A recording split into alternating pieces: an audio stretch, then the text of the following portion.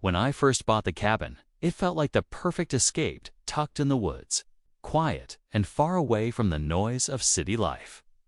It was meant to be a place for peace, for family barbecues and weekend hikes. But then came the HOA. And Karen, she was the kind of HOA president who treated the neighborhood like her personal kingdom. Rules were twisted, fines appeared out of nowhere, and she acted like she owned every tree and rock within the community lines. Still, I never expected what she'd do next. One day I came back from a work trip, and my cabin, my legally owned cabin, was occupied. A young guy was parked out front like he belonged there. Turns out he was Karen's son. She had filed phony paperwork, claimed it was abandoned, and handed the keys to her golden boy like it was hers to give away. The worst part? Local authorities didn't do much. Karen had deep ties and a reputation for getting her way. Most folks around here stayed quiet, afraid to rock the boat. But I wasn't alone. You see, I'm part of a tight-knit trucker community. Over the years, we've hauled each other out of ditches, helped with repairs at midnight, and stood up for one another when no one else would. And when I told them what happened, they didn't hesitate. One by one, rigs started showing up. Not with violence, not with threats, but with a plan that was completely legal and utterly devastating to everything Karen had built. It wasn't just about a cabin anymore. It was about respect, rights, and stopping someone who'd taken too much for too long. And just when Karen thought she'd won, when she smugly stood on her porch, sipping coffee, the rumble of engines started echoing through the hills. What happened next? Let's just say she didn't see it coming. Karen wasn't just the HOA president, she ran the neighborhood like a small-town mayor with too much power. Over the years, she built up an image of being community-minded. But anyone who lived there long enough knew better. If you didn't bend to her rules, she'd bury you in paperwork, complaints, and surprise inspections. Some folks have been fined for things as small as the color of their garden chairs, or leaving a trash bin out 10 minutes past pickup. People either moved out or stayed quiet. Most didn't have the time or energy to fight her. But me, I had something. She didn't count on an army of long-haul truckers who don't forget loyalty. I first met most of the guys back in my early days on the road.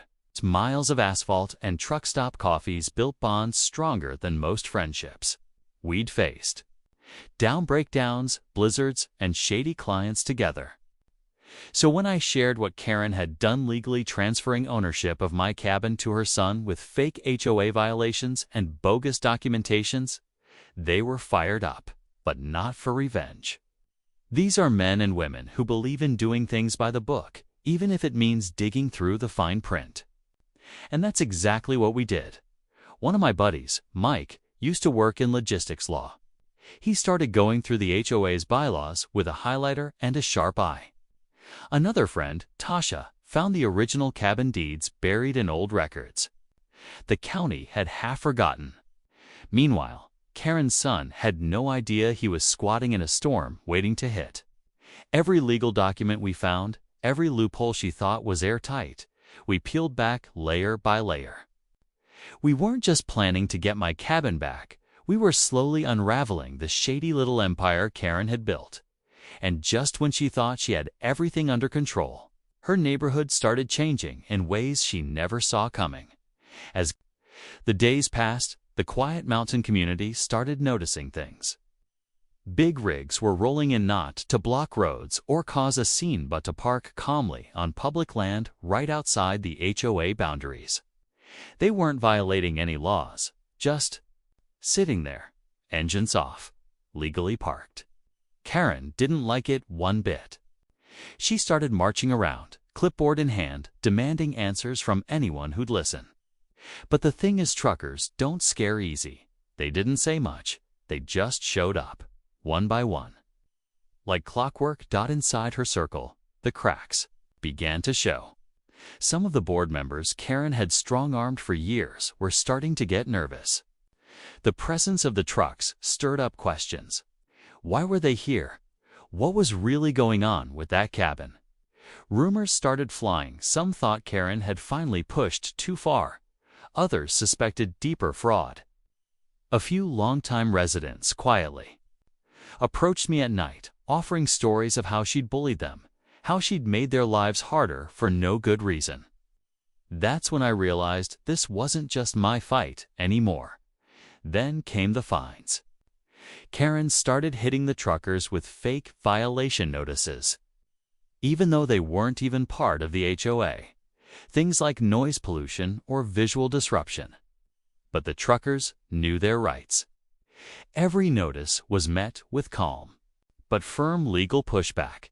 Every form she filed was countered by documentation from our side courthouse records, local zoning laws, even statements from retired officers who knew the property lines. We were closing in. Meanwhile, Karen's son, still living in my cabin, was starting to panic. He'd tried to sell off some of my furniture, not realizing we'd been keeping tabs. Acacia caught him on a live stream, bragging about his new place in the mountains. That video. It was quietly submitted to the county, along with our growing folder of evidence. But we still weren't ready to act. Not yet. We were waiting for the perfect moment, because the truth wasn't just about the cabin anymore. It was about exposing everything she'd done. And that moment was coming fast. It all came to a boiling point one foggy Monday morning. The line of trucks had grown longer, over 600 rigs by now, lined up like steel statues along the edge of the community. Locals had gotten used to the rumble of diesel at sunrise, but this morning felt different. Quieter, tighter. Tighter's usual confidence had started to crack. She was snapping at her board, calling emergency meetings, sending out MASS emails warning residents about outside agitators threatening their way of life. But no one was buying it anymore. Inside her own ranks, things were unraveling fast. One board member, an older man named George, who'd lived in the neighborhood for over 30 years, resigned without a word. Another was spotted slipping a manila envelope under the door of the county clerk's office. Whispers floated around about missing funds, misused dues, and a paper trail long buried under HOA red tape. Karen must have felt it too, because she started doubling down, claiming I was the criminal, spreading lies about forged documents and trespassing. But everything we did was legal, clean, precise, and we kept records of everything. My cabin, once my quiet escape, had become the eye of the storm. Karen's son rarely left now. Lights were always on. He even posted a camera outside, watching the road nervously. But he didn't know what was coming. None of them did. Every week, more. Residents stopped to chat with the truckers, asking questions, learning the truth, some even bringing coffee and sandwiches. Karen had lost control of the narrative, and worst of all, for her, people were no longer afraid to speak out. Meanwhile, Mike had discovered something huge in the HOA's financial logs and entry that didn't just prove wrongdoing, but tied Karen to a much bigger scheme involving fake property violations and internal kickbacks. But we couldn't go public just yet. We needed one last push, one undeniable moment that would force the hand of the law, the county, and everyone watching from the sidelines. That moment was closer than ever. And when it hit, there'd be no coming back. Just when we thought the pressure was about to force Karen's empire to crumble, something unexpected happened that changed everything. Late one night, a confidential message landed in my inbox from an anonymous source claiming to be someone on the inside, someone who had worked closely with Karen for years. This wasn't just about the cabin or the HOA fines anymore. It went deeper. Much deeper. According to the message, Karen's influence stretched beyond our little mountain neighborhood. She was connected to a network of real estate schemes and shady land deals that extended across the county. The illegal takeover of my cabin was just a small part of a larger plan to control property values and squeeze out longtime residents in favor of quick profits. Suddenly, the stakes weren't just about one stolen cabin, They were about exposing a far-reaching corruption that could impact dozens of families and businesses. At first, I wasn't sure whether to trust this source, but as I dug deeper, cross-referencing names, dates, and transactions, pieces started falling into place. Karen's son wasn't just a privileged occupant. He was a key player in a bigger game, positioned to cash in on properties once they were cleared. The truckers' peaceful blockade had unknowingly become part of a massive power struggle, one that wasn't just legal, but criminal. This revelation shifted everything. The local authorities, who had seemed indifferent before, suddenly became more cautious. Karen's aggressive emails turned desperate, full of threats and vague warnings about consequences if anyone kept digging. Meanwhile, the community grew more divided, some still loyal to Karen, others rallying behind us, ready to fight for justice. With this new twist, it became clear the battle was far from over. If anything, the real fight was just beginning. And the truckers, the neighbors, and I were caught in the middle of a dangerous game that could change the future of the entire area. What would happen next? The countdown to the climax was ticking faster than ever. The day everything changed started with a low, steady growl from hundreds of diesel engines warming up in unison. The truckers were ready. Word had spread, the community was awake, and even those who once supported Karen now questioned her grip on power. Armed with a mountain of evidence Mike and the others had compiled, we presented the case to the county officials during a packed hearing. It was raw and real. Forged documents, illegal property transfers, financial fraud, and a web of intimidation that stretched far beyond the neighborhood. For the first time, the truth was out in the open, and there was no denying it. Karen tried to fight back, her voice trembling as she insisted everything was above board. But the proof was overwhelming. Her empire, the rules she had bent, and the control she had wielded started to crumble right there in the courtroom. The judge ruled in our favor, restoring my cabin to me and ordering a full investigation into the HOA's shady dealings.